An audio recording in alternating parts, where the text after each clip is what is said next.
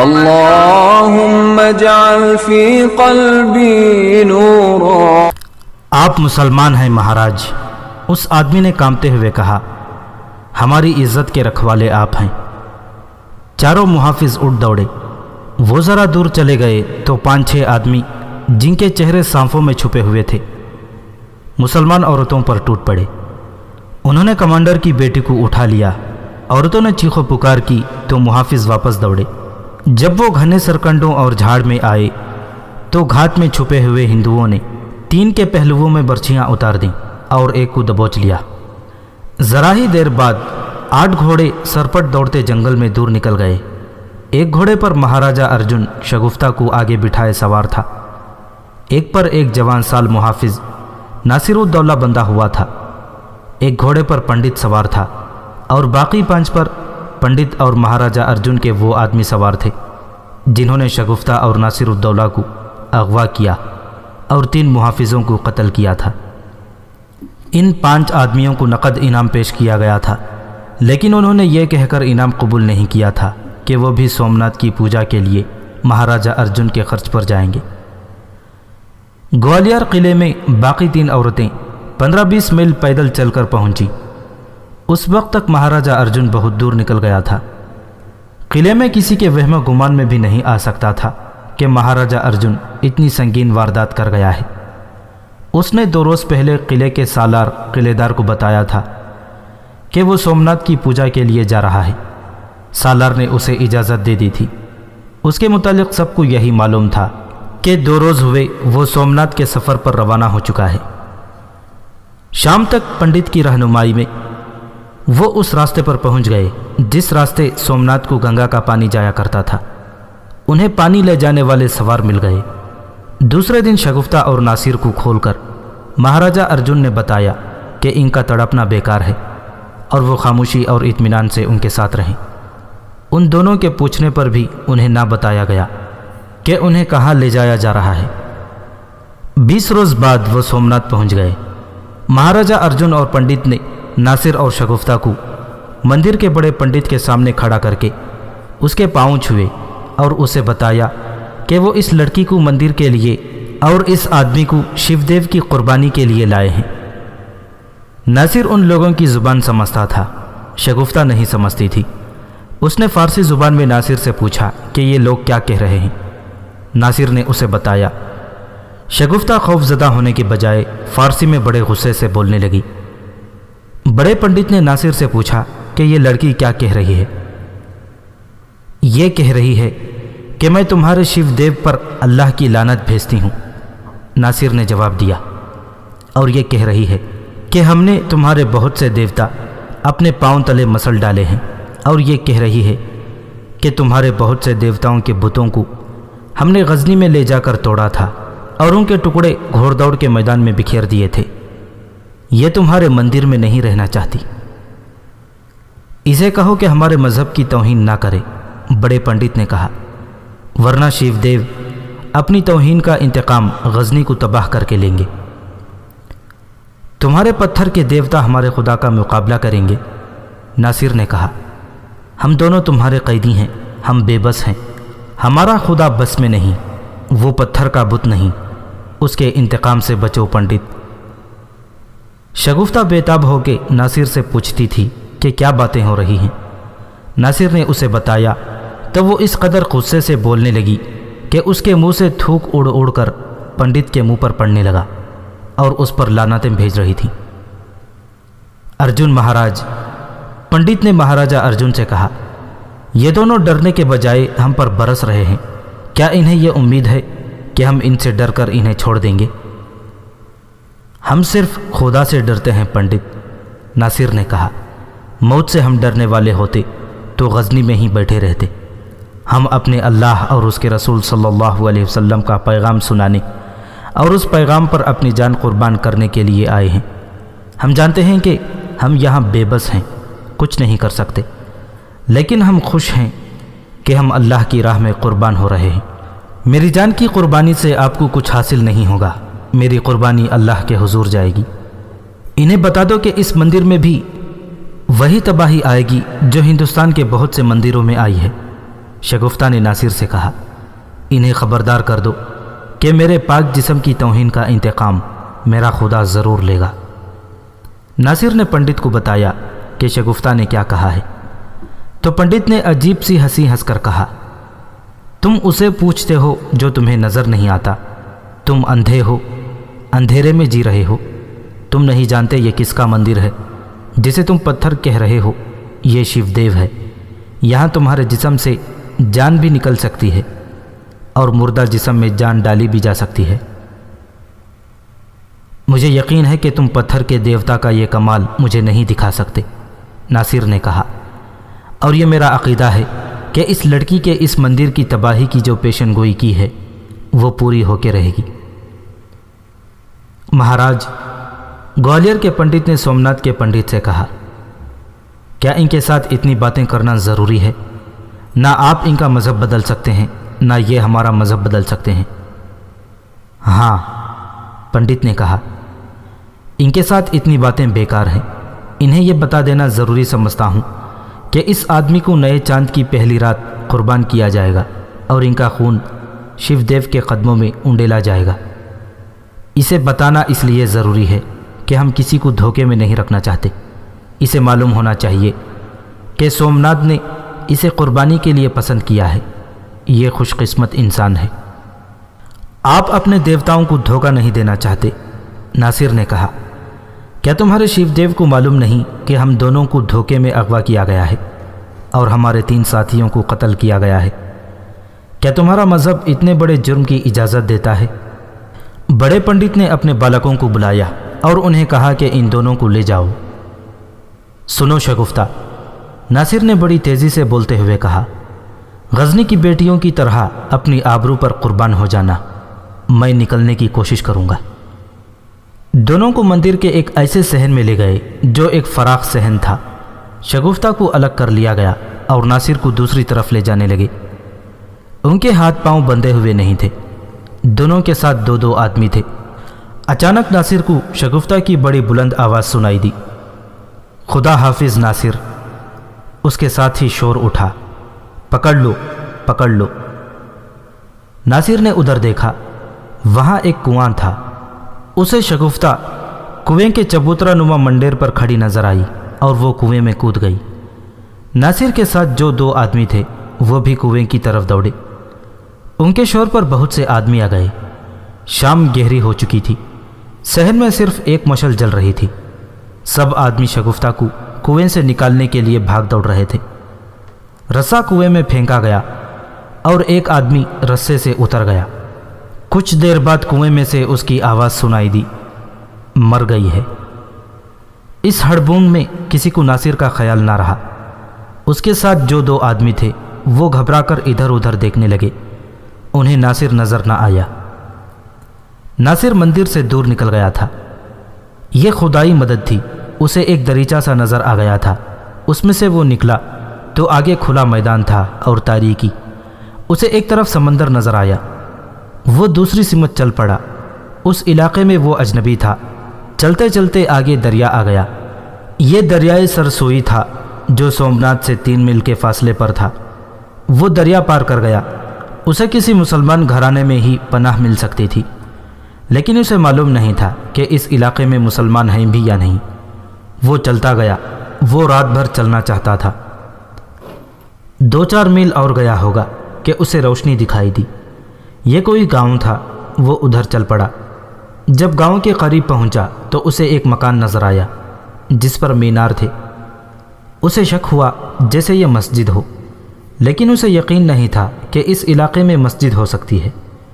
پھر بھی وہ دروازے کی طرف چلا گیا۔ دروازہ کھلا تھا۔ آگے چھوٹا سا صحن اور آگے برآمدہ سا تھا۔ وہاں دیا جل رہا تھا، جس کے پاس ایک سفید ریش آدمی بیٹھا کوئی کتاب پڑھ رہا تھا۔ ناصر اندر جانے سے ڈر رہا تھا۔ وہ دروازے کے ساتھ لگا کھڑا رہا۔ السلام علیکم، اسے اپنے قریب آواز سنائی دی۔ وعلیکم السلام، اس نے جواب دیا۔ سلام کرنے والے نے ایسی زبان میں بات کی جو ناصر نہ سمجھ سکا، لیکن اسلام کے رشتے نے سب خوف اور شک دور کر دیے تھے۔ مسلمان، ناصر نے اپنے سینے پر ہاتھ رکھ کر کہا۔ غزنی، عساکر سلطان محمود۔ اس نے کچھ اشارے کیے تو وہ آدمی اسے اندر لے گیا۔ وہ مسجد تھی اور پیش امام کوئی کتاب پڑھ رہا تھا۔ یہ لوگ اس علاقے کے رہنے والے تھے، ان کی زبان ہندوستانی سے مختلف تھی۔ ناصر نے اشاروں سے انہیں یہ سمجھا دیا کہ وہ سومناتھ سے بھاگا ہے اور اسے پناہ کی ضرورت ہے۔ پیش امام نے ایک اور آدمی کو بلوایا، وہ ہندوستان کی وہ زبان جانتا تھا جو ناصر سمجھ اور بول سکتا تھا۔ اس کی وساطت سے پیش امام کو پتہ چلا کہ ناصر کون ہے، اس پر کیا گزری ہے اور اب اسے یہاں سے نکالنا ہے۔ یہاں کے لوگوں کو سلطان محمود غزنوی سے کوئی واقفیت نہیں تھی۔ انہوں نے بتایا کہ انہوں نے اڑتی اڑتی سنی ہے کہ شمال مغرب سے ایک بڑا ہی ظالم بادشاہ آتا ہے جو کسی نہ کسی مندر کے بت توڑ کر وہاں سے زر و جواہرات اپنے ساتھ لے جاتا ہے۔ یہ بات انہوں نے ان ہندوؤں سے سنی تھی جو ہندوستان سے سومناتھ کی پوجا کے لیے آتے رہتے تھے۔ ناصر الدولہ نے انہیں بتایا کہ وہ کوئی لٹیرا بادشاہ نہیں بلکہ مسلمان سلطان ہے جو ہندوستان میں محمد بن قاسم کے دور کو زندہ کر رہا ہے، اور وہ یہاں اسلام کو فروغ دینے کے لیے بت توڑتا اور مندروں کو اجاڑتا ہے۔ ہم عربی نسل کے لوگ ہیں، پیش امام نے اسے بتایا۔ ہمارا شجرہ نسب ان مجاہدین سے ملتا ہے جو محمد بن قاسم کے ساتھ آئے تھے۔ ہمارے آبا و اجداد نے دیبل سے دور نیچے پل آدم تک کے ساحلی علاقے میں اسلام پھیلا دیا تھا۔ اس سومناتھ کی اس وقت کوئی اہمیت نہیں تھی، یہ محمد بن قاسم کے دور کے بعد اتنا مقبول ہوا ہے۔ برہمنوں نے اس کے ساتھ ایسی روایتیں وابستہ کر رکھی ہیں کہ راجے مہاراجے بھی یہاں آتے ہیں۔ اگر سلطان محمود واقعی بت شکن ہے اور اسلام کا علم بردار ہے تو اسے شاید معلوم نہیں کہ سومناتھ کا مندر بھی ہے جسے ہندو اتنا ہی مقدس سمجھتے ہیں جتنا ہمارے لیے کعبہ ہے۔ اگر آپ لوگ مجھے ایک گھوڑا دے دیں تو میں گوالیار واپس جانے کے بجائے سیدھا غزنی چلا جاؤں گا، ناصر نے کہا، اور سلطان کو سومناتھ پر حملے کی ترغیب دوں گا۔ تم شاید اپنا انتقام لینا چاہتے ہو، پیش امام نے کہا، اور تم اس مسلمان لڑکی کے خون کا بدلہ لینا چاہتے ہو جو اپنی عصمت پر کنویں میں کود کر قربان ہو گئی ہے۔ ہم تمہیں بتاتے ہیں کہ یہاں کیا ہوتا ہے۔ ہم تمہیں گھوڑا دے کر یہاں سے نکال دیں گے اور ہم تمہیں غزنی تک کا چھوٹا سا راستہ بھی سمجھا دیں گے۔ اپنے سلطان کو بتانا کہ سومناتھ وہ مندر ہے جو اسلام کو للکار رہا ہے اور اسلام کا منہ چڑا رہا ہے۔ اس مندر میں نامعلوم کتنی مسلمان لڑکیاں لائی جا چکی ہیں جنہیں بتوں کے آگے پنڈتوں کی موجودگی میں مادرزاد اریاں کر کے نچایا جاتا ہے، اور کبھی کبھی یہاں ایک مسلمان کو ذبح کیا جاتا ہے۔ ہمارے گھروں میں کوئی بچی خوبصورت نکلتی ہے تو ہم اسے کہیں دور بھیج دیتے ہیں، یا وہ پورا کنبہ کہیں دور چلا جاتا ہے۔ جس طرح تمہیں یہاں لایا گیا ہے اس طرح اکثر یہاں ہندوستان سے بڑے خوبصورت نوجوان مسلمانوں کو لا کر ذبح کیا جاتا ہے۔ یہ مندر ایک جنسی عقیدے پر کھڑا ہے اور یہاں کے پنڈت دن رات ہوسکاری میں بدمست رہتے ہیں۔ پیش امام نے ناصر الدولہ کو پوری تفصیل سے سومناتھ کی تاریخ سنائی اور اسے بتایا کہ اس کے ساتھ کون سی روایتیں وابستہ ہیں۔ اپنے سلطان سے کہنا کہ ہندوستان کے ساحل سے اسلام آگ کے قریب رکھتے ہوئے موم کی طرح پگھلتا اور غائب ہوتا جا رہا ہے۔ پیش امام نے کہا، یہاں کے مسلمان خوف و ہراس کی زندگی بسر کر رہے ہیں اور آہستہ آہستہ یہاں سے ہندوستان کے اندرونی علاقوں کو ہجرت کر رہے ہیں یا واپس عرب جا رہے ہیں، اور یہاں ہندوؤں کے باطل عقیدے پھیلتے جا رہے ہیں۔ سلطان آئے گا، ناصر الدولہ نے کہا، ہم آئیں گے، اور انشاءاللہ آپ دیکھیں گے کہ ہندوؤں کے ان سب سے زیادہ طاقتور دیوتا کے ٹکڑے کس طرح اڑتے اور خاک ہوتے ہیں۔ آپ مجھے گھوڑا اور کچھ زیادہ راہ دے دیں اور راستہ سمجھا دیں۔ مندر کے ارد گرد ناصر کو تلاش کیا جا رہا تھا، لیکن مندر کے پنڈتوں کو ان کا کوئی غم نہیں تھا۔ غم صرف مہاراجہ ارجن اور اس کے ساتھ آئے ہوئے پنڈت کو تھا۔ ان کی دونوں قربانیاں ہاتھ سے نکل گئی تھیں۔ اس وقت ناصر چند میل دور ایک مسجد میں بیٹھا تھا۔ پیش امام نے اسے پیٹ بھر کر کھانا کھلایا تھا اور گاؤں کے ایک بہت ہی بوڑھے آدمی کو بلایا تھا جو دور دراز علاقوں کے راستوں اور سمتوں سے واقف تھا۔ گھوڑا نہیں، اسے اونٹ دے دو، بوڑھے نے کہا۔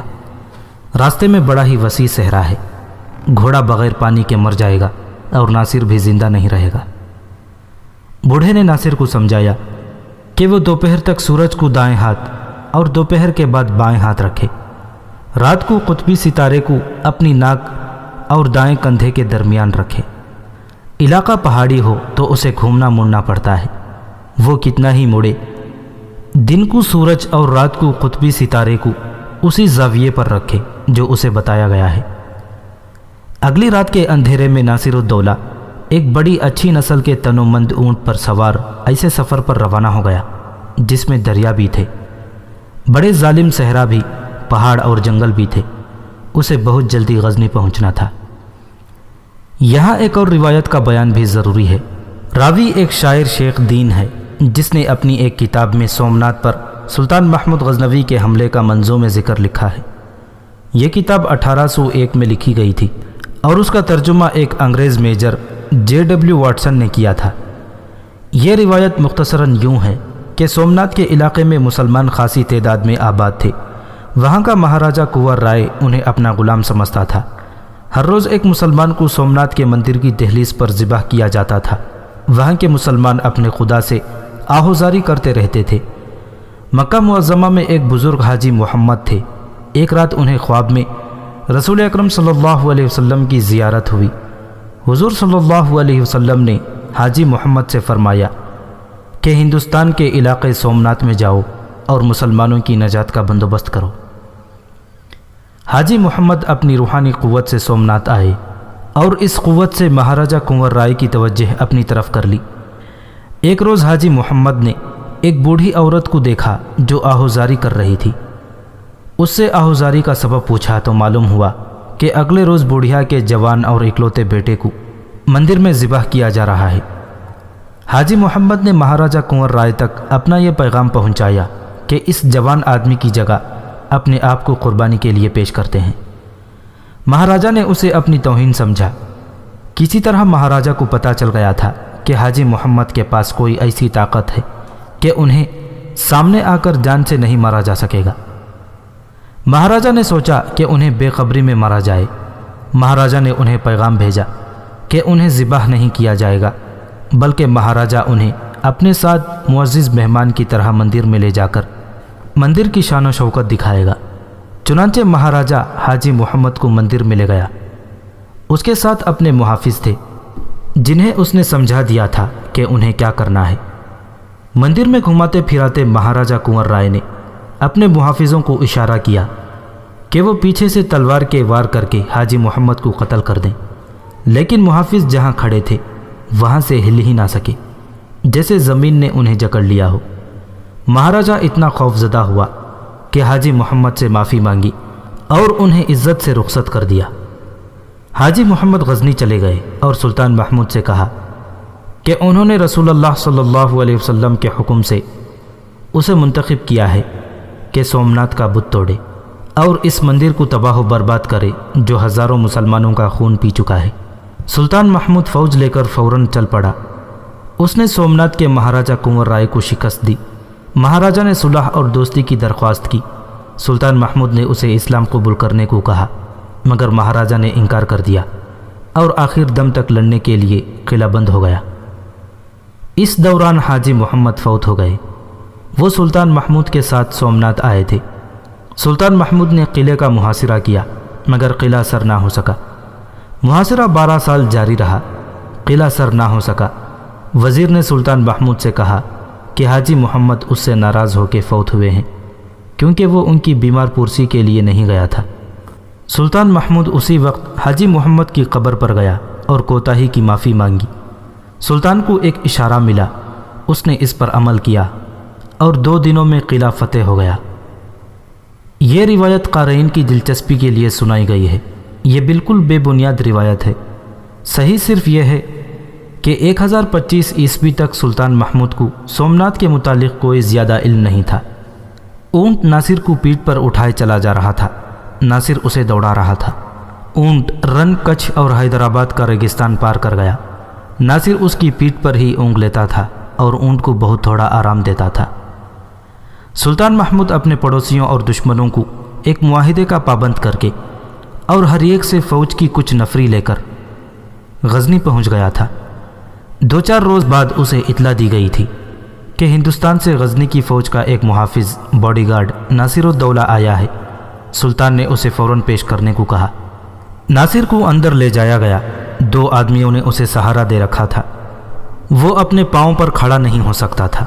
اس کا سر ڈول رہا تھا، چہرہ لاش کی طرح ہو چکا تھا۔ سلطان کے حکم سے اسے سلطان کے پلنگ پر لٹا دیا گیا اور طبیب کو بلایا گیا۔ طبیب نے اس کے منہ میں کوئی دوائی ڈالی اور اس نے کہا کہ اس پر غشی بھی طاری ہے اور نیند بھی، اسے جگایا نہ جائے۔ طبیب اپنے ہاتھ سے اس کے منہ میں شہد ڈالتا رہا۔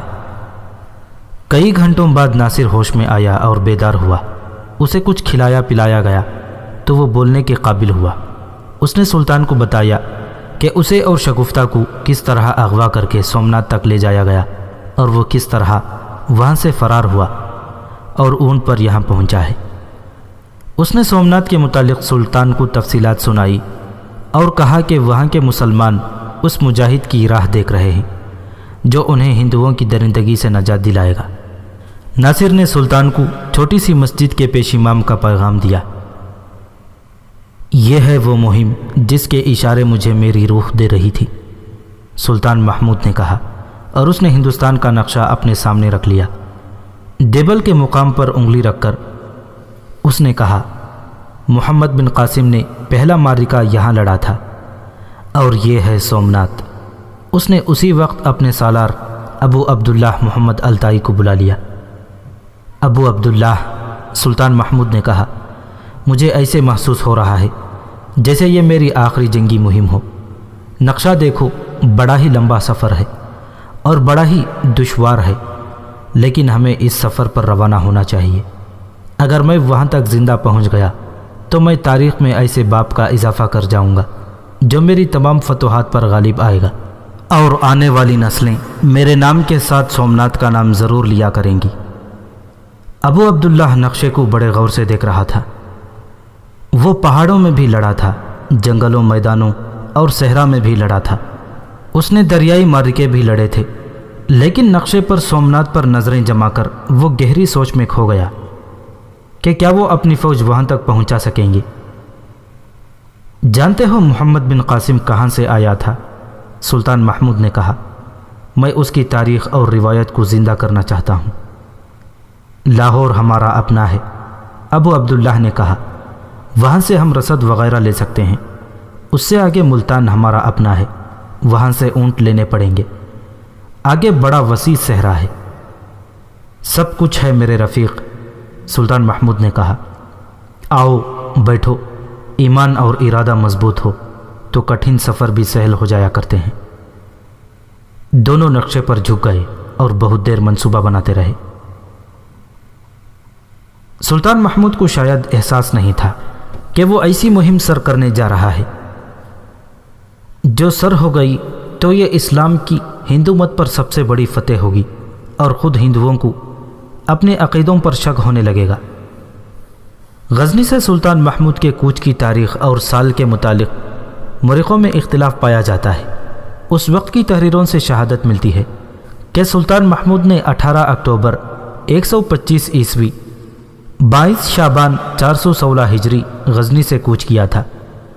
کسی بھی مورخ نے نہیں لکھا ہے کہ اس کی فوج کی تعداد کیا تھی۔ ہر ایک نے 30,000 گھوڑ سوار لکھے ہیں، بعض نے 30,000 رضاکار لکھے ہیں جنہوں نے سلطان سے کہا تھا کہ وہ باقاعدہ فوج کی طرح تنخواہ نہیں لیں گے۔ یہ صحیح ہے کہ 30,000 رضاکار تھے اور وہ ترکستانی تھے۔ سلطان محمود جب ہندوستان کی سرحد میں داخل ہوا تو اس نے لاہور کو ذہن سے نکال دیا۔ اس نے ملتان کا رخ کر لیا۔ اتنی بڑی فوج دیکھ کر یہاں کے لوگوں میں تجسس کی لہر دوڑ گئی کہ سلطان اتنی بڑی فوج لے کر کیوں آیا ہے۔ فوج 15 رمضان المبارک 9 نومبر 125 عیسوی کے روز ملتان پہنچی۔ سلطان محمود نے سومناتھ کے متعلق ناصر الدولہ کی اطلاع پر فوراً کوچ کا حکم اس وجہ سے بھی دے دیا تھا کہ سردیوں کے موسم کا آغاز تھا اور یہی موسم برق رفتار پیش قدمی کے لیے موزون تھا، ورنہ ملتان اور بہاولپور سے آگے جو ریگزار تھا وہ اس کی فوج کا دمخم توڑ دیتا اور فوج جنگ کے لیے بیکار ہو جاتی۔ سلطان محمود کی ملتان میں آمد تیز و تند طوفان کی آمد تھی۔ اس نے ملتان میں مقیم اپنے حکام کو اکٹھا کر کے کہا کہ فوراً اسے سومنات تک کے راستے کی دشواریوں اور دشمن کی رکاوٹوں کے متعلق مکمل معلومات دی جائیں، اور یہ خاص انتظام کیا جائے کہ دشمن کے جاسوسوں کو یہ نہ پتہ چلے کہ غزنی کی فوج کا ارادہ کیا ہے۔ اتنی بڑی فوج کی اچانک آمد اور اس کے فوج کو پوشیدہ رکھنا ممکن نہ تھا۔ ملتان میں جاسوس موجود تھے، وہاں ہندو بھی آباد تھے، بلکہ ہندوؤں کی آبادی زیادہ تھی۔ ملتان میں غزنی کی جو فوج اور انتظامیہ موجود تھی، اس میں ایمان فروش بھی موجود تھے۔ ہندوؤں نے اپنی خوبصورت بیٹیوں اور زر و جواہرات کا جادو چلا رکھا تھا۔ انہیں ایک ہی دن معلوم ہو گیا تھا کہ سلطان محمود سومنات جا رہا ہے۔ ہندوؤں کا شیو دیو سومنات میں تھا۔ شیو دیو ان کے دیوی دیوتاؤں کا دیوتا تھا۔ سومنات کی تباہی کی تو دور کی بات ہے، اس کی طرف توہین کو ہی ہندو اپنی تباہی سمجھتے تھے۔ انہیں جب پتہ چلا کہ سلطان سومنات جا رہا ہے تو وہ کانپ اٹھے۔ انہوں نے اپنی نوجوان بیٹیوں کی عصمت اور نقدی کے تھیلوں کے عوض یہ راز حاصل کیا اور اسی وقت درپردہ قاصد دوڑا دیے۔ ان کے قاصد ان چھوٹے چھوٹے راجوں اور ان بڑے مہاراجوں تک پہنچے جن کے ساتھ ابھی سلطان محمود کی ٹکر نہیں ہوئی تھی۔ ہندوؤں نے سومنات کو بھی قاصد بھیج دیے کہ مہاراجہ کنور رائے کو خبردار کر دیں اور وہ غزنی کی فوج کو سومنات سے دور ہی روک لے۔ ادھر سلطان محمود اونٹوں اور پانی کا انتظام کر رہا تھا۔ اس دوران اسے ملتان کے ایک صوفی بزرگ ملے جنہوں نے اسے کہا کہ اے سلطان، سومنات کو ان قلعوں جیسا قلعہ نہ سمجھنا جو تم نے اب تک سر کیے ہیں، اور سومنات کو ان مندروں جیسا مندر نہ سمجھنا جو تم نے اب تک تباہ کیے ہیں۔ سومنات پر حملہ ایسے ہی ہے جیسا ہندو خانہ کعبہ پر حملہ کر دے۔ کیا ساری دنیا کے مسلمان نہیں مر مٹیں گے؟ سومنات میں تمہارا مقابلہ بڑا ہی سخت ہوگا، اور ذہن میں رکھو کہ یہ ایک قلعے یا ایک مندر نہیں، یہ اسلام اور ہندو مذہب کی جنگ ہوگی۔ یہ دو عقیدوں کا تصادم ہوگا۔ یہ صحیح معنوں میں حق اور باطل کا مقابلہ ہوگا۔ اگر تم ہار گئے تو سمجھ لو کہ اسلام ہار گیا۔ ہندوؤں کا یہ عقیدہ جڑ پکڑ جائے گا کہ ان کا شیو دیو سچا ہے اور اس کی طاقت کے آگے کوئی ٹھہر نہیں سکتا۔ اس کا نتیجہ یہ ہوگا کہ ساحلی علاقوں کے مسلمان ہندو ہو جائیں گے یا انہیں ہندو بنا لیا جائے گا۔ معلوم ہوتا ہے میں بہت بڑا خطرہ مول لے رہا ہوں، سلطان محمود نے کہا۔ زندگی کا اور اپنی جنگوں کی تاریخ کا سب سے بڑا خطرہ، بزرگ نے کہا۔ جنگی امور کو تم اچھی طرح سمجھتے ہو، میں کچھ نہیں کہہ سکتا۔ میں صرف یہ بتا سکتا ہوں کہ دشمن تم سے بے خبر نہیں۔ اپنی چارپائی کے نیچے لاٹھی پھیرو، اپنی آستین میں جھانکو، تمہارے چراغ کے نیچے اندھیرا ہے۔ کیا آپ مجھے کوئی ٹھوس بات بتا سکتے ہیں؟ سلطان محمود نے پوچھا۔ میرے شاگردوں نے تمہارے ایک حاکم کے متعلق بتایا ہے کہ وہ اپنا ایمان ہندوؤں کے ہاتھوں فروخت کر چکا ہے، بزرگ نے کہا۔ یہ حاکم شروع سے ملتان میں ہے۔ آج رات یا کسی رات جب رات آدھی گزر جائے تو اس کے گھر پر نظر رکھنا۔ اس کے گھر کوئی آئے گا یا وہ کسی کے گھر جائے گا۔ اسی رات سلطان محمود کو اس نائب سالار نے، جسے سلطان نے اس حاکم کے گھر پر نظر رکھنے پر مامور کیا تھا، اطلاع دی کہ وہ حاکم ایک لمبا چوغا پہن کر اور سر پر کپڑا ڈال کر گھر سے نکلا اور ایک ہندو کی حویلی میں چلا گیا۔ سلطان محمود نے حکم دیا کہ اس مکان کو محاصرے میں لے کر کسی طرح اوپر چڑھا جائے اور اوپر سے کود کر اندر چلا جائے تاکہ اس حاکم کو جرم کی حالت میں پکڑا جائے۔ حکم کی تعمیل بلا تاخیر ہوئی۔ حویلی کے دروازے پر اس لیے دستک نہ دی گئی کہ اندر کے لوگ ادھر ادھر ہو جائیں گے۔ حویلی کے آگے اور پیچھے آدمی کھڑے کر دیے گئے۔ ساتھ والے مکان کا دروازہ کھٹکھٹایا گیا۔ جو ہی دروازہ کھلا، غزنی کے فوجی اندر چلے گئے اور گھر کے مکینوں سے پوچھ کر کہ ساتھ والی حویلی میں کس طرح اترا جا سکتا ہے، اوپر چلے گئے۔ نیچے اترنے کا راستہ بند تھا۔ منڈیر سے رسا لٹکا کر ایک آدمی نیچے اترا۔ اسے کسی نے للکارا۔ اسے شاید ڈاکو سمجھا گیا تھا۔ اوپر سے آواز آئی، تم جہاں ہو وہیں کھڑے رہو ورنہ تیر آتا ہے۔ ہم ڈاکو نہیں ہیں۔ 10-12 آدمی رسے سے نیچے اتر گئے اور للکارنے والے آدمی سے پوچھا کہ غزنی کا حاکم کون سے کمرے میں ہے۔ 2 کمروں کے دروازے بیک وقت کھلے، گھبرائے ہوئے 2-3 آدمی باہر آئے اور وہ پھر اندر چلے گئے۔ غزنی کے فوجی دوڑتے ہوئے اندر گئے۔ بزرگ نے جس حاکم کی نشاندہی کی تھی وہ ایک کمرے میں تھا۔ وہ ایک میز کی طرف لپکا۔ چھاپا مارنے والے ایک آدمی نے تلوار کی نوک اس کے پہلو کے ساتھ لگا کر کہا، ہاتھ پیچھے رکھو۔ حاکم رک گیا۔ میز پر ایک کاغذ پڑا تھا۔ دیکھا کہ اس پر پینسل سے ایک نقشہ بنا ہوا تھا۔ وہ اٹھا لیا گیا۔ کمرے میں 3 لڑکیاں تھیں جن کے حسن میں اور جسموں کی ساخت میں طلسماتی اثر تھا۔ فانوسوں کی روشنی کے کئی رنگ تھے۔ اس روشنی میں ان کا سراپا دیکھنے والوں کو مسحور کرتا تھا۔ وہ نیم برہنہ تھیں۔ دوسرے کمرے میں 4 ہندوؤں کو پکڑا گیا۔ سب نے شراب پی رکھی تھی۔ ہندوؤں نے چھاپا مارنے والوں کے آگے سونے کی اشرفیوں سے بھری ہوئی تھیلیاں رکھ دیں اور انہیں لڑکیاں پیش کیں اور کہا کہ وہ ان جیسی جتنی لڑکیاں چاہیں حاضر کی جائیں گی۔ ہندوؤں نے انہیں کہا کہ وہ واپس اپنے سلطان کے پاس نہ جائیں۔ انہیں ہمیشہ کے لیے ایک محل میں جو بڑی ہی خوبصورت جگہ ہے شہزادوں کی طرح رکھا جائے گا۔ یہ لڑکیاں ان کے ساتھ رہیں گی۔ مسلمان حاکم پر سختہ طاری تھا۔ شراب اور ہوس پرستی کا نشہ اتر چکا تھا۔ ان سب کو گھسیٹ گھسیٹ کر لے جایا گیا۔ سلطان محمود جاگ رہا تھا۔ سلطان محمود نے لڑکیوں کو، اشرفیوں کی تھیلیوں کو اور شراب کی سرائیوں کو دیکھا، اور اس نے اپنے حاکم کو دیکھا جو 6 برس سے ملتان میں تھا۔ اس کے منہ سے شراب کی بو آ رہی تھی۔ سلطان کو وہ کاغذ دیا گیا جس پر نقشہ بنا ہوا تھا۔ اگر تم بچے ہوتے، کمسن اور نادان ہوتے تو میں تمہیں بتاتا کہ تم نے جو کچھ کیا ہے یہ گناہ کبیرہ ہے۔ سلطان محمود نے اپنے حاکم سے کہا، تم جانتے ہو تم کیا کر رہے تھے۔ اب میں تم سے توقع رکھوں گا کہ مجھے سب کچھ بتا دو۔ تمہارا جرم میرے سامنے کھل چکا ہے کہ تم مجھے نہیں، سلطنت غزنی کو بھی نہیں، اسلام کو دھوکہ دے رہے تھے۔ اس کی سزا تم جانتے ہو۔ اب تم نے اپنا ایمان نیلام کر کے ان کفار کے لیے جو کچھ کیا ہے وہ بتا دو، خدا تمہیں بخش دے گا۔ اگر نہیں بتاؤ گے تو تم جانتے ہو تم جیسوں کی زبان کس طرح کھلوائی جاتی ہے۔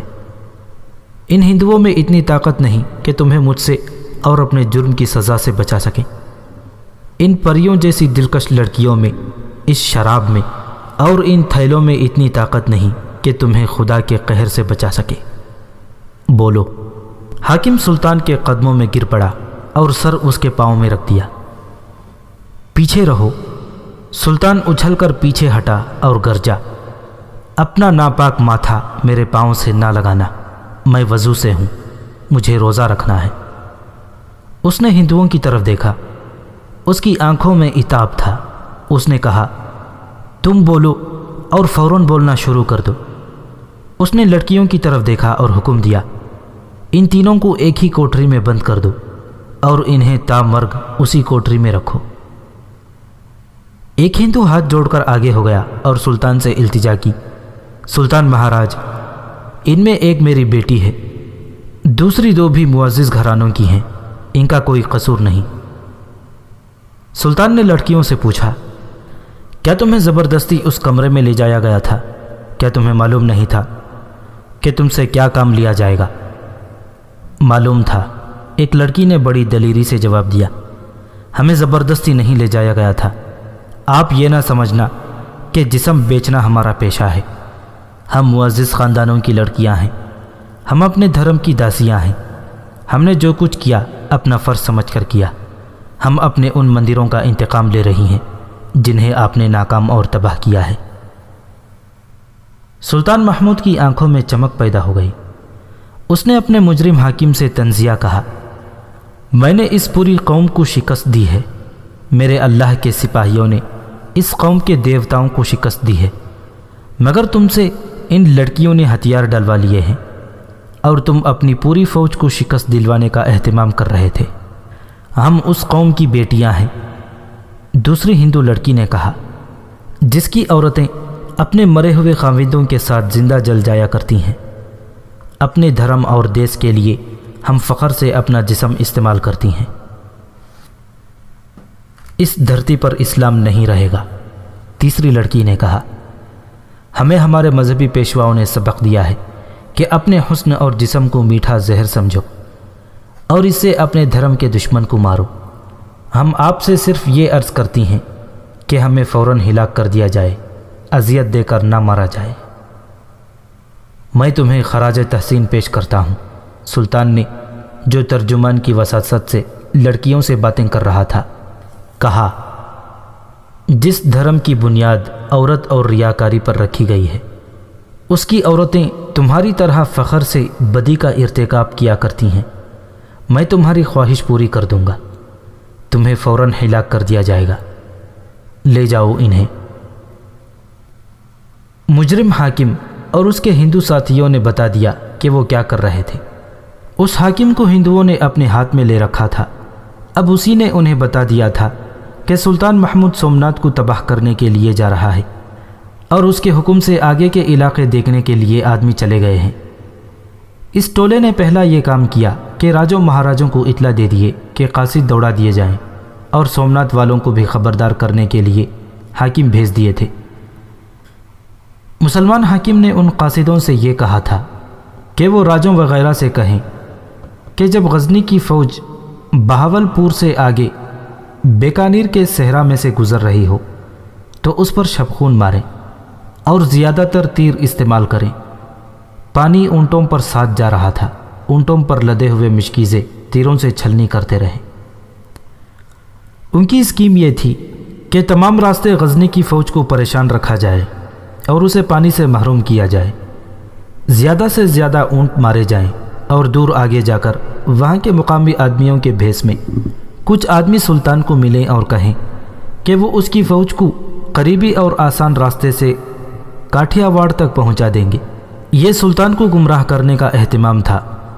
جو نقشہ ہندوؤں کی حویلی سے برآمد ہوا تھا، اس میں وہ مقام اور علاقے بنے ہوئے تھے جہاں غزنی کی فوج پر شبخون مارنے تھے اور جہاں سے سلطان کو غلط راستے پر ڈالنا تھا۔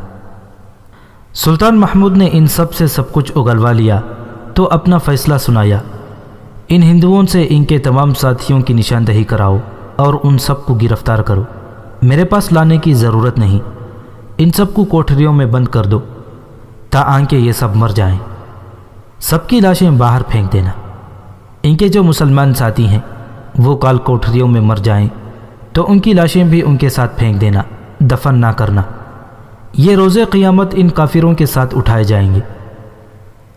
مجرم حاکم کے متعلق اس نے حکم دیا کہ جب فوج سومنات کو کوچ کرے، اس غدار کے پاؤں باندھ کر ایک گھوڑے کے پیچھے باندھ دیا جائے گا، جہاں یہ مر جائے اس کی لاش وہیں پھینک دی جائے۔ فرقی سلطان محمود کا درباری شاعر تھا، اس نے سلطان کے سومنات پر حملے کی پیش قدمی، راستے کی دشواریوں اور سومنات کی فتح کی منظوم داستان لکھی تھی۔ اس کی صورت ایک قصیدے کی ہے، اس میں ایمان فروشوں کی غداری کا ذکر ہے۔ اس کا مختصر سا ذکر تاریخ فخر الدین مبارک شاہ میں بھی ملتا ہے، اور اس میں یہ بھی تحریر ہے کہ جب غداری بے نقاب ہو گئی تو اس رات تراویح کے بعد سلطان محمود شکرانے کے نوافل پڑھتا رہا۔ صبح اس نے اپنے رفیقوں سے کہا کہ میرے اللہ کو مجھ سے کوئی بڑا ہی عظیم فرض ادا کرانا تھا، اسی لیے اس ذات باری نے مجھے تاریکی میں روشنی دکھائی ہے، ورنہ اندھیرے میں یہ سانپ مجھے ڈس لیتے۔ جو پارٹی آگے کے علاقے دیکھنے گئی تھی، اس نے بتایا کہ سب سے بڑی دشواری صحرا پیدا کرے گا، پانی کا دور دور تک نشان نہیں۔ سلطان محمود نے پانی کا یہ انتظام کرا لیا تھا کہ 30,000 اونٹ جمع کر لیے جن پر پانی کے مشکیزیں لادے گئے تھے۔ گھوڑوں کو بھی پانی پلانا تھا۔ بعض مورخین نے لکھا ہے کہ ہر گھوڑ سوار کو پانی سے لدے ہوئے 2 اونٹ دیے گئے تھے۔ 2 مورخین نے اونٹوں کی تعداد 20,000 لکھی ہے، لیکن اکثریت نے 30,000 بتائی ہے، جو صحیح معلوم ہوتی ہے۔ اونٹوں کے علاوہ ہر پیادہ سپاہی اور سوار کو حکم تھا کہ وہ جتنا پانی چھوٹے مشکیزوں میں اٹھا سکتا ہے ساتھ رکھے۔ سلطان محمود نے خدا کا شکر اس لیے ادا کیا تھا کہ اسے پہلے ہی پتہ چل گیا تھا کہ راجوں مہاراجوں نے اسے راستے میں پریشان کرنے کا انتظام کر رکھا ہے۔ دشمن کے شبخونوں سے دوسرے نقصان کے علاوہ ایک نقصان یہ بھی متوقع تھا کہ کوچ کی رفتار بہت سست ہو جائے گی۔ اگر اسے یہ اطلاع نہ ملتی تو اس نے فوج کو قافلے کی صورت میں لے جانے کا فیصلہ کر رکھا تھا۔ اب اس نے کوچ کی ترتیب بدل دی۔ سب سے پہلے اس نے راستے کا تعین کیا۔ اس نے ہراول کو یوں تقسیم کیا کہ دیکھ بھال کی پارٹیاں الگ کر دیں جنہیں بکھر کر بہت آگے آگے جانا تھا۔ دائیں اور بائیں کے لیے لڑاکا جیش الگ کیے جنہیں فوج اور دیکھ بھال پارٹیوں کے درمیان جانا تھا، لیکن دائیں اور بائیں دور دور رہ کر، تاکہ دشمن کی چھاپہ مار پارٹیوں کو فوج سے دور ہی الجھا جائے۔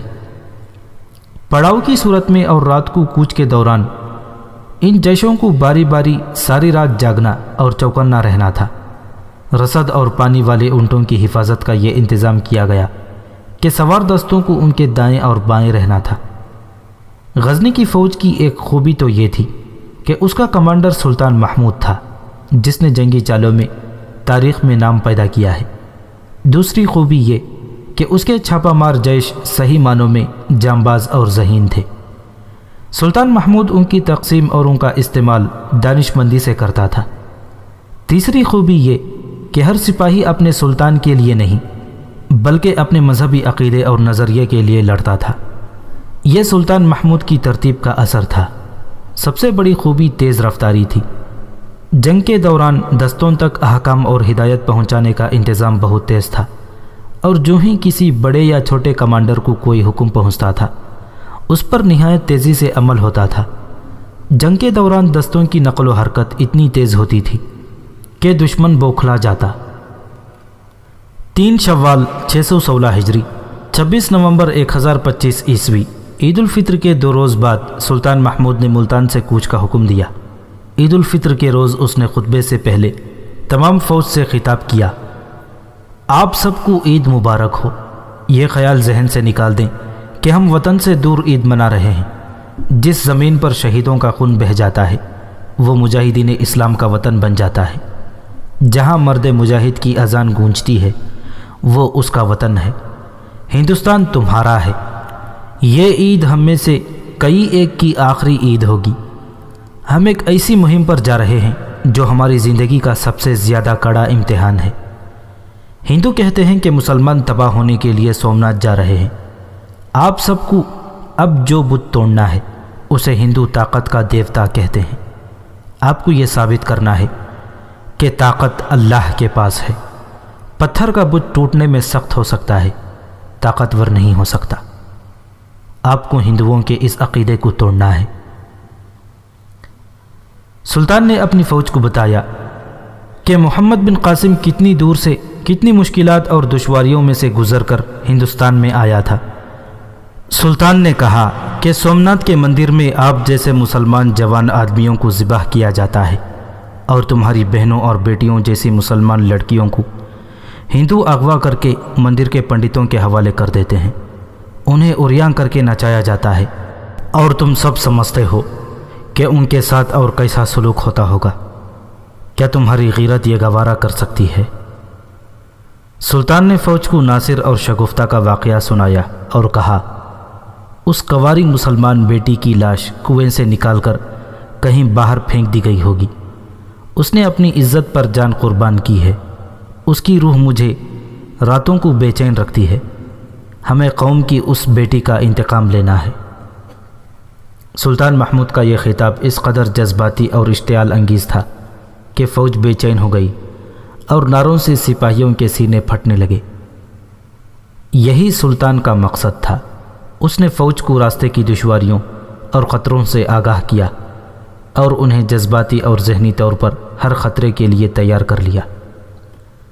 مورخوں نے لکھا ہے کہ فوج کو ایسی ترتیب سے کوچ کرایا گیا کہ سب سے آگے والے آدمی اور سب سے پیچھے والے آدمی کے درمیان 100 میل کا فاصلہ تھا۔ فوج ایسے صحرا میں داخل ہو گئی جس کے متعلق سلطان نے معلومات لے لی تھی، مگر صحرا میں اور آگے جا کر اسے احساس ہوا کہ اسے کچھ بھی نہیں بتایا گیا تھا۔ یہاں ایک غلط فہمی دور کرنے کی ضرورت محسوس ہوتی ہے۔ متعدد تاریخوں میں لکھا ہے کہ سلطان محمود ملتان سے اجمیر گیا، جہاں مہاراجہ اجمیر سے اس کی لڑائی ہوئی اور سلطان نے مہاراجہ کو شکست دی۔ یہ غلط ہے۔ اجمیر اس راستے سے بہت ہی دور ہے جس سے سلطان گیا تھا، دوسرا یہ کہ اس وقت اجمیر کا وجود ہی نہیں تھا۔ اجمیر کا سنگ بنیاد 1100 عیسوی میں یعنی سومناتھ کی تباہی کے 75 برس بعد رکھا گیا تھا۔ ایک انگریز تاریخ دان سر ڈبلیو ہیگ نے لکھا ہے کہ یہ اجمیر نہیں ستابھر نام کا ایک مقام تھا جو چوہان خاندان کا دارالحکومت تھا۔ اس دور کا نقشہ دیکھیں تو آپ کو اجمیر کہیں بھی نظر نہیں آئے گا۔ فوج جب بیکانیر کے صحرا میں داخل ہوئی تو رسد اور پانی کے اونٹوں کے دائیں اور بائیں جو سوار دستے تھے ان پر رات کو حملہ ہوا جس کی صورت شبخون کی تھی، لیکن ہندوؤں کو معلوم نہیں تھا کہ اونٹوں کی حفاظت کا انتظام موجود ہے۔ سواروں کے درمیان وسیع شگاف تھا، چھاپا مار اس میں سے گزرے لیکن اونٹوں تک پہنچنے سے پہلے ہی سواروں کے گھیرے میں آ گئے اور مارے گئے۔ دوسرا حملہ دن کے وقت ایسے علاقے میں ہوا جس میں صحرائی ٹیلے اور چٹانیں تھیں۔ ہندو تیر انداز ٹیلوں میں چھپے ہوئے تھے، ان کے تیروں کی پہلی بوچھاڑ نے کچھ نقصان کیا۔ 4-5 اونٹوں کے جسموں میں تیر لگے اور وہ بے مہار ہو کر بھاگ اٹھے۔ ہندو چھاپا ماروں کو یہ خوش فہمی تھی کہ ان کے عقب میں کچھ بھی نہیں، لیکن عقب سے رسالے کا آدھا دستہ آ گیا اور چھاپا مار کچھ مارے گئے اور کچھ پکڑے گئے۔ جو پکڑے گئے ان سے معلوم کر لیا گیا کہ ان کے باقی چھاپا مار کہاں کہاں ہیں۔ اس کے مطابق سلطان نے پیش بندی کر لی۔ اگر صرف صحرا کا حساب کیا جائے جو سلطان محمود کی فوج کو عبور کرنا تھا تو یہ کم و بیش 500 میل تھا۔ آگے دریا بھی تھے، صحرا میں گھاس کی پتی بھی نظر نہیں آتی تھی۔ گھوڑوں کو خشک دانہ اور خشک گھاس کھلائی جاتی تھی جس سے انہیں پیاس زیادہ لگتی تھی۔ اونٹ تو صحرائی جانور تھے، آسانی سے چلتے تھے، گھوڑے جلدی تھک جاتے تھے۔ سب سے زیادہ مصیبت پیادہ فوج کے لیے تھی، سپاہیوں کے پاؤں ریت میں دھستے تھے۔ سب سے پہلی بڑی لڑائی لدرودا موجودہ لدرودا کے مقام پر ہوئی جہاں دشمن لڑائی کے لیے تیار تھا کیونکہ اسے قبل از وقت اطلاع مل چکی تھی۔ یہ 12 دروازوں کا خاصا بڑا شہر تھا۔ سلطان نے شہر کو محاصرے میں لے کر ایسے ہلے بولے کہ دشمن گھبرا گیا اور شہر کے دروازے کھل گئے۔ سلطان نے شہر سے پانی اور رسد کا ذخیرہ پورا کیا اور آگے چل پڑا۔ صحرا میں اسے دشمن سے کئی اور جگہوں پر جھڑپیں لڑنی پڑی۔ اس کی ترتیب اور فوج کا پھیلاؤ ایسا تھا کہ معمولی نقصان اٹھا کر دشمن کو بہت زیادہ نقصان پہنچایا گیا۔ دسمبر کے آخر میں یعنی 1 مہینہ صحرا میں گزار کر سلطان پتن کے مقام پر پہنچا۔ وہاں ہندوؤں کی کم و بیش 20,000 فوج نے سلطان کا راستہ روک لیا۔ ہندوؤں کو سلطان کے ارادوں کا علم تھا، اس لیے وہ سومناتھ کو بچانے کے لیے بے جگری سے لڑے مگر شکست کھا گئے۔ سلطان کو خاصا نقصان اٹھانا پڑا۔ اس سے پہلے اودھے پور کے مقام پر بھی لڑائی ہوئی تھی۔ اب سلطان محمود کی فوج آج کے احمد آباد کے علاقے میں داخل ہو چکی تھی۔ سلطان کو اس کے دیکھ بھال کے دستوں اور جاسوسوں نے بتایا کہ یوں معلوم ہوتا ہے جیسے سومناتھ کے مہاراجا کو ادھر ادھر سے کمک مل رہی ہے اور سومناتھ تک پہنچنا آسان نہیں۔ غزنی کی فوج کا یہ عالم تھا کہ تھک کر چور ہو چکی تھی۔ صحرا کی صعوبتوں کے علاوہ لڑائیاں بھی لڑنی پڑی تھیں۔ ہندوؤں کی فوج تازہ دم تھی اور دفاعی جنگ لڑنے کے لیے تیار۔ خود سلطان محمود اور اس کے سالار اعلیٰ ابو عبداللہ محمد التائی کی جسمانی حالت دگرگوں ہوئی جا رہی تھی۔ وہ دونوں فوج کا دماغ تھے، اس لیے ان کے سر بھی سوچ سوچ کر دکھ رہے تھے۔ فرقی نے منظوم داستان میں فوج کی حالت ان الفاظ میں بیان کی ہے: قوم کے بہادر تھک کر ایک دوسرے کا حوصلہ بڑھاتے اور ایک دوسرے کا سہارا بنتے تھے۔ ان کی رفتار کم ہو گئی مگر معرکے میں وہ بہت تیز تھے۔ سلطان محمود کو جب اطلاع ملی کہ ہندوستان سے سومناتھ کے دفاع کے لیے کمک آ رہی ہے تو اس نے گائیڈوں سے کمک کے متوقع راستے معلوم کر کے سوار دستے ان راستوں پر بھیج دیے تاکہ وہ منزل کی طرف پیش قدمی بھی جاری رکھیں اور کمک کو بھی روکیں۔ اب سواروں کا کام قدرے آسان ہو گیا تھا کیونکہ صحرا ختم ہو چکا تھا، موسم سرد تھا۔ سلطان محمود 6 جنوری 1026 عیسوی 14 ذی القعدہ 416 ہجری بروز جمعرات سومناتھ کے قریب اس مقام پر پہنچ گیا جہاں اسے اپنی فوج اکٹھی کر کے सोमनाथ को मुहासिरे में लेना था, मगर दुश्मन उसे सोमनाथ के बाहर ही रोकने के लिए तैयार थे। सुल्तान महमूद ने कुछ अपनी आंखों से और ज़्यादातर जासूसों के ज़रिए दुश्मन के मुतालिक मालूमात हासिल की। सोमनाथ का शहर किले के अंदर था और ये बहुत बड़ा शहर था। उसके 3 तरफ समंदर था और सामने एक वसी और गहरी खंदक थी। सुल्तान को पता चला कि यहाँ 2 राजों की फ़ौज पहुँची हुई है जो किले से बाहर तैयार है। शहर की दीवारों पर फ़ौज के अलावा हिंदू शहरी भी तीर कमाने संभाले खड़े थे। ये शहरी गजनी की फ़ौज का मजाक उड़ा रहे थे। मालूम हुआ कि पंडितों ने यह मशहूर कर रखा था कि सुल्तान महमूद हिंदुस्तान में इतने मंदिर तबाह करने और बड़े बड़े ताकतवर महाराजों को इसलिए शिकस्त देने में कामयाब रहा है कि सोमनाथ का बुत शिवदेव उनसे नाराज़ था। अब शिवदेव मुसलमानों को घसीट कर अपने घर ले आया है और उन्हें तबाह बर्बाद कर देगा। जब शहर का मुहासिरा किया गया तो दीवारों से हिंदू कहते थे, मुसलमानों, तुम यहाँ तबाह होने के लिए आए हो, सोमनाथ तुमसे अपनी तौहीन का इंतकाम लेगा। मंदिर की घंटियां बज रही थीं। 10,000 पंडित पूजा में मुसलसल मसरूफ़ थे। नौजवान और हसीन दासियां भजन गा रही थीं और नाच भी रही थीं। सारे शहर की औरतें मंदिर में जमा हो गई थीं। सोमनाथ का महाराजा कुंवर राय किले की दीवारों पर, गलियों और बाज़ारों में घूम फिर कर फ़ौज और शहरियों को जोश दिला रहा था। किसी जगह का राजा परमदेव अपनी फ़ौज और अपना ख़जाना लेकर आ गया था। सुल्तान महमूद ने हिंदुओं का ये जोश व खरोश देखा तो वो गहरी सोच में खो गया। उसने अपने आप को बड़े इम्तिहान में डाल दिया था। वो शहर को जल्द अज जल्द फतह करने की स्कीम बनाने लगा। अबू अब्दुल्लाह, उसने अपने सालार से कहा, कल जुमतुल मुबारक है, मैं कल अलग सुबह हमला करना चाहता हूँ, फ़ौज तैयार रहे। और उसने सालार आला को अपनी स्कीम तफसील से सुनाई।